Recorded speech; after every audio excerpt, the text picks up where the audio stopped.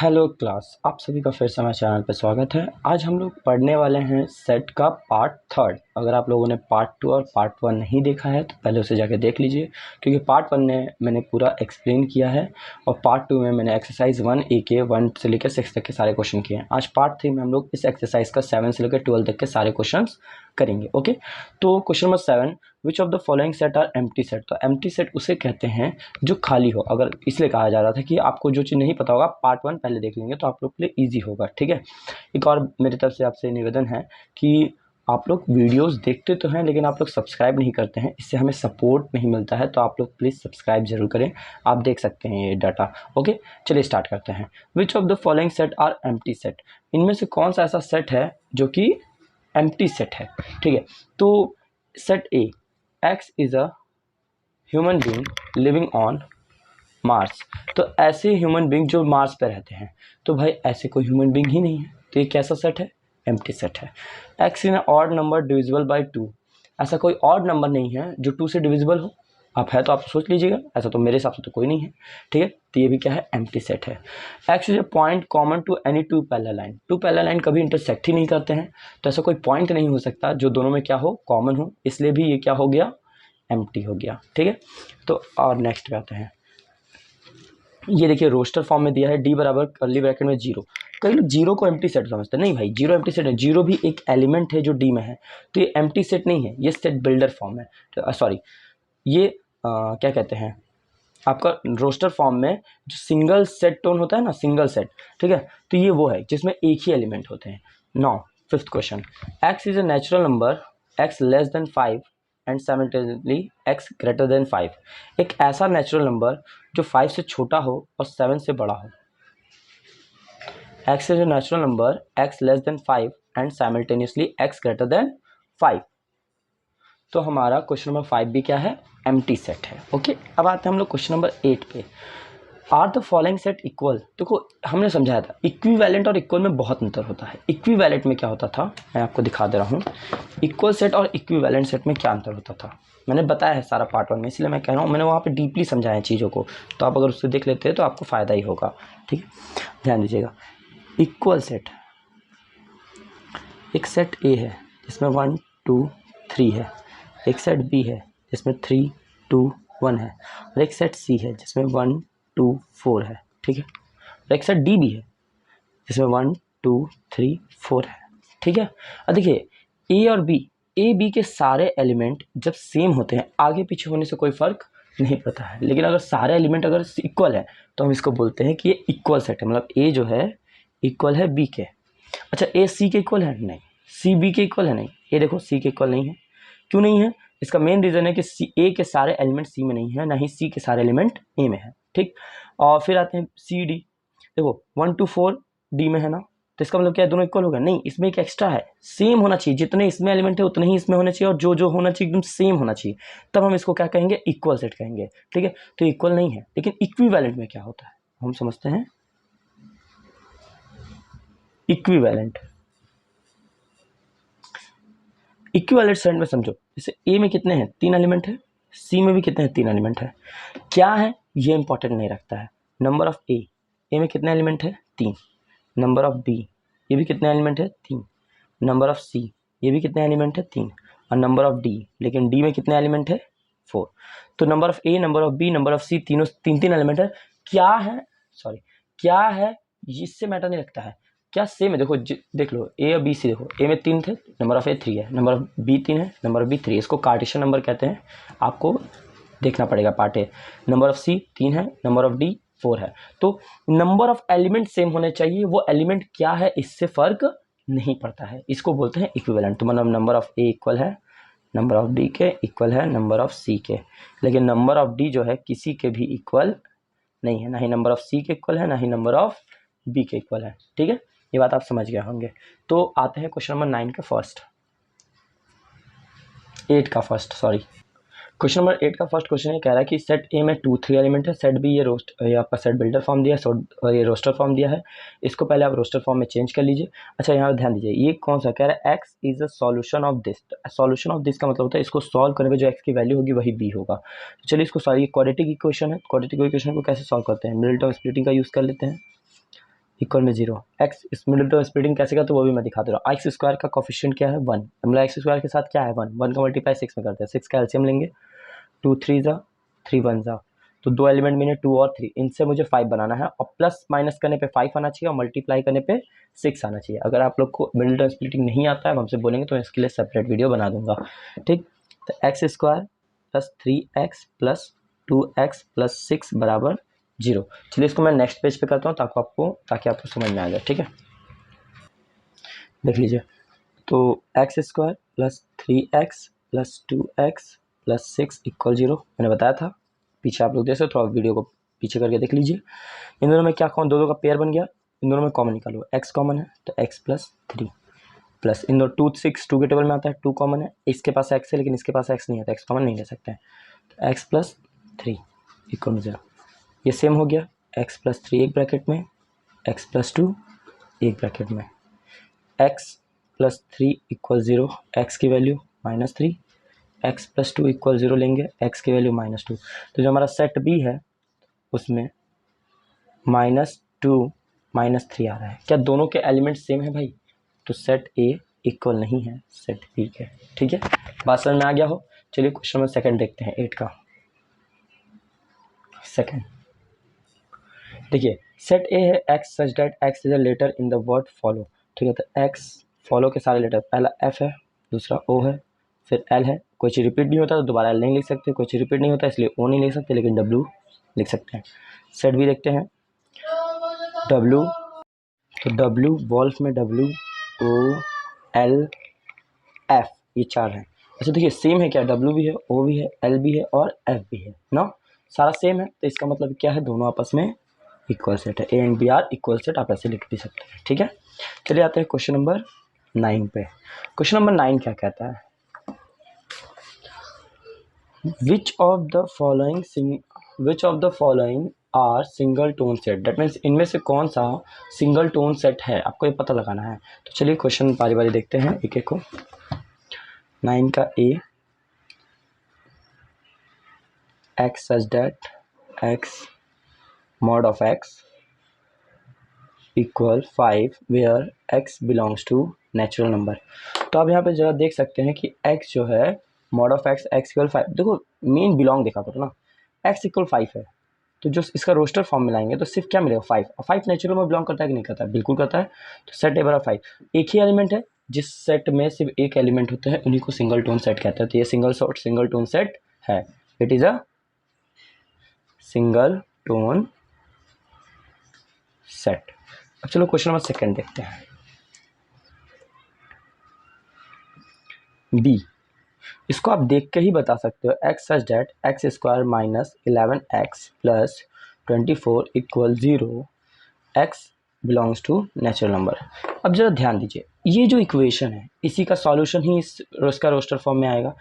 जब भी कोई क्वाड्रेटिक क्वेश्चन होता है उसमें एक्स की वैल्यू कितनी होती है, 2 होती है, तो ये तो सिंगल टोन सेट हो ही नहीं सकता, तो आप डायरेक्ट लिखेंगे it is not a single tone set because it's have a more than one element. क्या लिखेंगे, इट इज नॉट अ, और आप चाहे तो इसको सॉल्व करके भी लिख सकते हैं, सॉल्व करिए, एक्स की दोनों वैल्यू निकालिए, रोस्टर फॉर्म में डाल दीजिए, तो भी आप कर सकते हैं, और डायरेक्ट भी लिख सकते हैं, it is not a single tone set because it's have more than one element, ठीक है। अब आते हैं क्वेश्चन नंबर थर्ड पे, सी।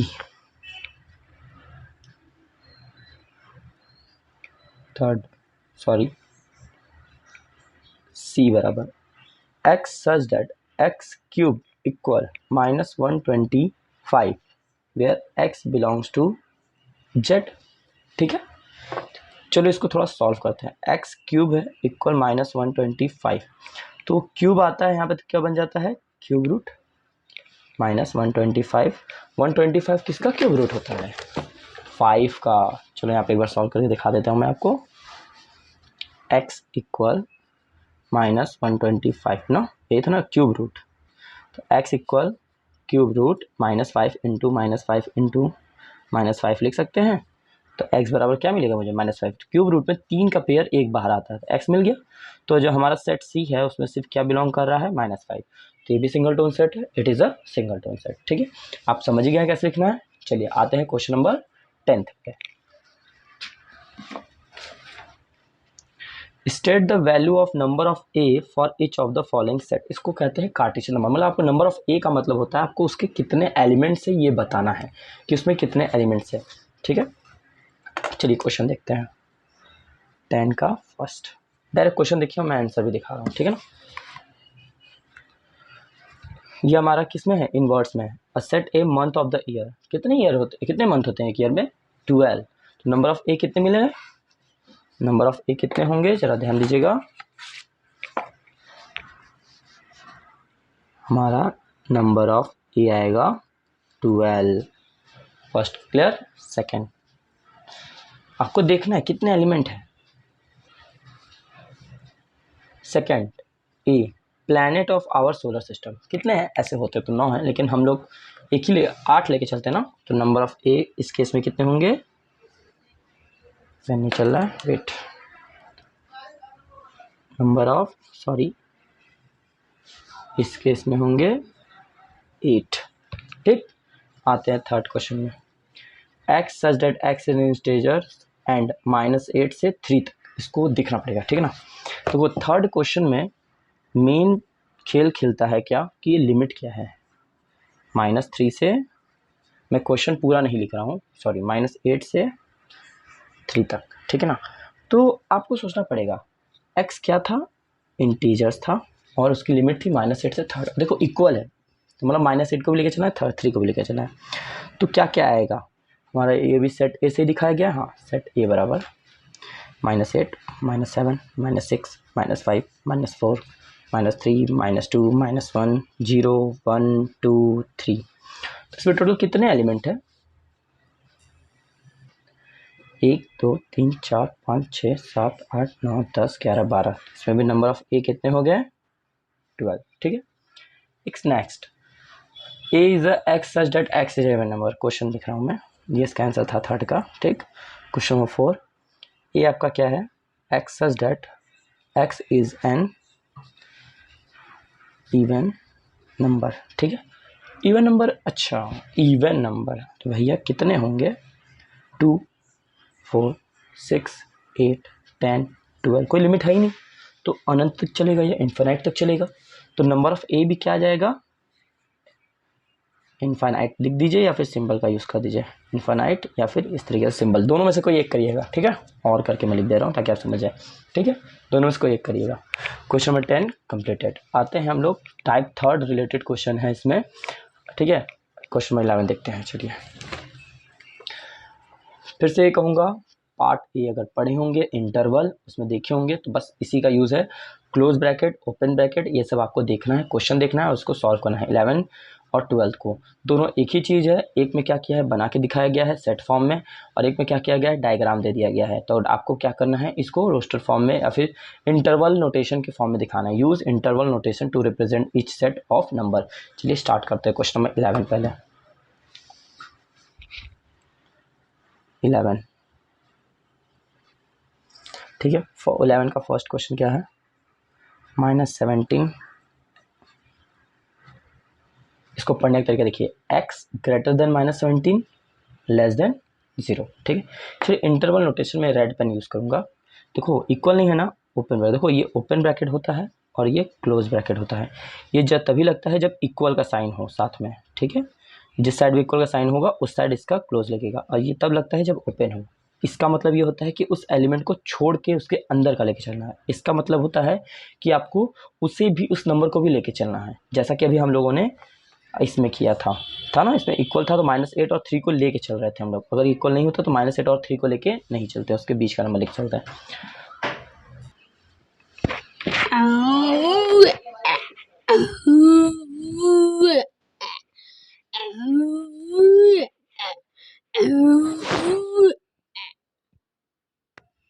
हेलो लेडीज लोग, आप लेडीज एंड जेंटलमैन, आप लोग कैसे हैं? Please there look here and math study in class 10 या 9th। Okay, bye bye, see you, tata. Hello ladies and gentlemen, मैं हूँ हल्क। मैं हल्क अभी बन के आपको आवाज सुनाता हूँ।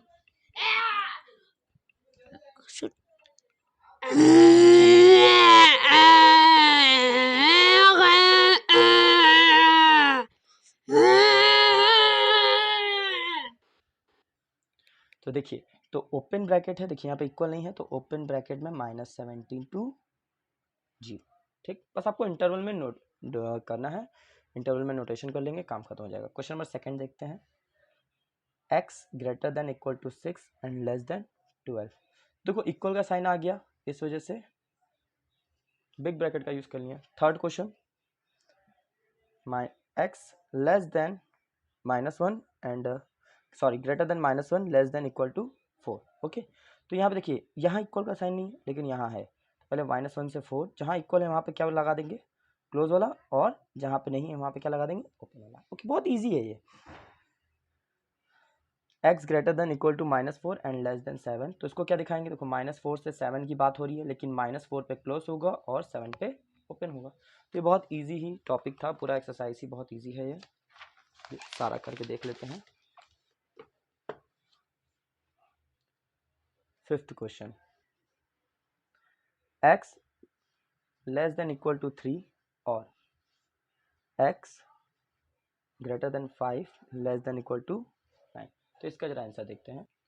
ध्यान दीजिए, देखो इसका अलग कर दो, इसका अलग बनाओ, इसका क्या बनेगा, 5 पे ओपन होगा, 5 से 9 तक, 9 पे क्लोज, 5 पे ओपन, और देखो x की वैल्यू लेस देन 3, तो 3 से नीचे इन्फिनाइट नंबर तक जाएगा, 2 1 0 -1 -2 -3 -4 माइनस इन्फिनाइट नंबर तक जाएगा।